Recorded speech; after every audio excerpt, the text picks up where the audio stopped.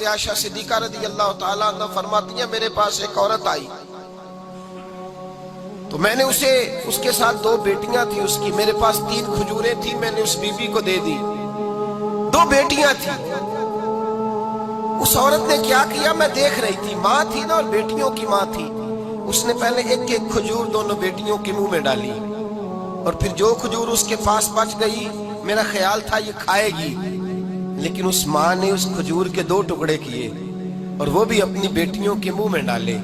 حضرت عائشہ صدیقہ فرماتی ہیں اس کا عمل اتنا حسین تھا، اس بی بی کے اس عمل کے اندر اتنا حسن تھا کہ میری آنکھوں میں بھی وہ بات رہ گئی، دل میں بھی رہ گئی، روح میں بھی سما گئی۔ اس کے حسن اور تاثیر کو میں بھلا نہ سکی، شام تک وہ کیفیات، وہ انداز، اس عورت کا طرز، اس کا وہ انداز میری طبیعت کے اندر بار بار مجھے اس کی طرف متوجہ کرتا رہا۔ شام کو محبوب تشریف لائے،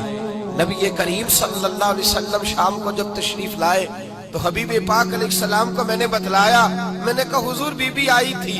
اس کا چہرہ بتا رہا تھا کہ بھوکی ہے، لگ رہا تھا کئی دنوں سے کھانا نہیں کھایا، 3 کھجوریں تھی ہی میرے پاس 3،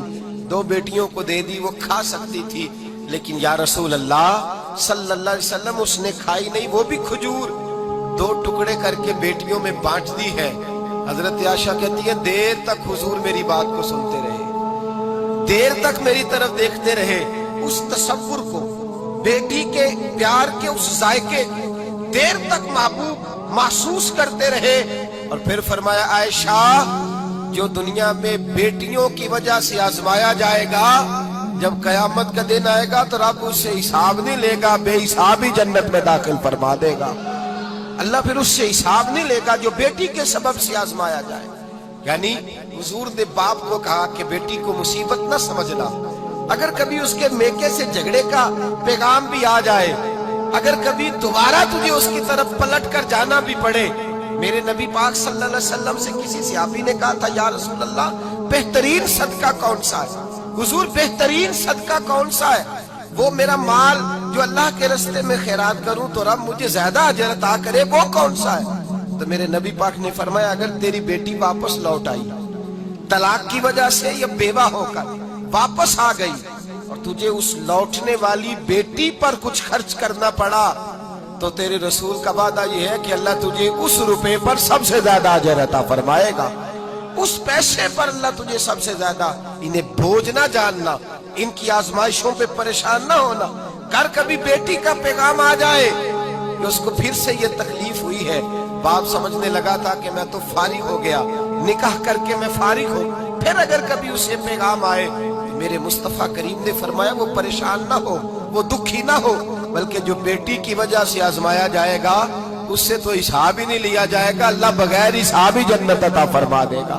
اتنا بڑا مقام، اتنی بڑی عظمت اور فضیلت اللہ کے رسول نے بیٹیوں کے ماں باپ کو عطا فرمائی۔ بیٹیوں کے ماں باپ اس چیز کو سمجھیں کہ وہ تو اعزاز حاصل کر رہے ہیں، ان کو تو اللہ تبارک و تعالیٰ نے فضیلت دی ہے بیٹی دے کر، ان کے لیے تو خدا نے رحمت کا سامان کیا ہے۔ آج بھی آج بھی اس دور جدید میں، اس دور شعور میں آج بھی ایسا ہوتا ہے کہ جو مٹھائیاں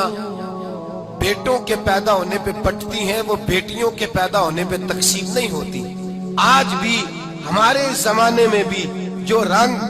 ماں باپ کا بیٹے کی ولادت پر ہوتا ہے وہ بیٹی کی ولادت پہ نہیں ہوتا۔ او خدا کے بندے، بیٹا تو نعمت ہوتا ہے،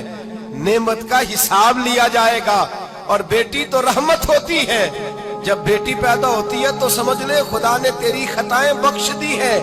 تیرے لیے رزق کے دروازے بھی کھول دیے ہیں، رحمت کے دروازے بھی کھول دیے ہیں،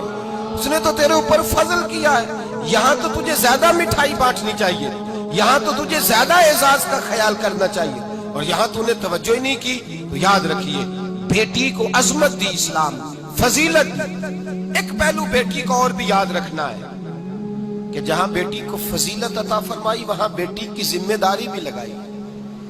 جہاں بیٹی کو فضیلت عطا کی وہاں بیٹی کی۔ میرے رسول پاک علیہ السلام نے فرمایا بیٹیوں گھروں میں ٹھہری رہو، خامن کی فرما برداری کرو، گویا اپنے ماں باپ کی عزت کا پاس اور لحاظ کرو۔ فرمایا گھروں کے اندر ٹھہری رہو، باہر نکلو گی تو شیطان تمہیں تاڑے گا، اپنے ماں باپ کا خیال کرو. اگر تم اس حال میں دنیا سے جاؤ گی تو رب تمہیں بے حساب ہی جنت عطا فرمائے گا. بیٹی کی ذمہ داری بھی لگا.